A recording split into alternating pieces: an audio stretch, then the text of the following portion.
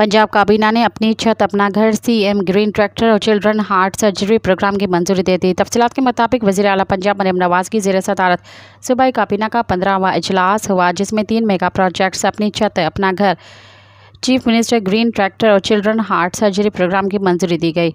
पंजाब काबीना ने public and private sector medical and dental college के लिए एमडीकेट पॉलिसी और सूबे की पहली पंजाब लाइफ इंश्योरेंस कंपनी के क़याम की मंजूरी दे दी।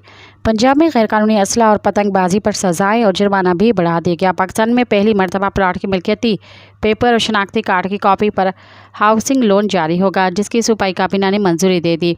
मनसूबे के तहत 15 लाख रुपए कर्ज लेने वालों को 9 साल में 14,000 रुपये माहाना किस्त अदा करना होगी। वज़ीर आला पंजाब की हिदायत पर लोन स्कीम को रिवॉल्विंग फ़ंड में तब्दील कर दिया जाएगा, जिसके अवाम से कोई इजाफी चार्जेस नहीं लिए जाएंगे। मरियम नवाज ने हाउसिंग लोन के लिए समाजी मुआशी और आमदन के ज़रा के स्क्रूटनी का अमल आसान करने और वज़रा को हाउसिंग लोन की पहली किस्त खुद जाकर देने की हिदायत की।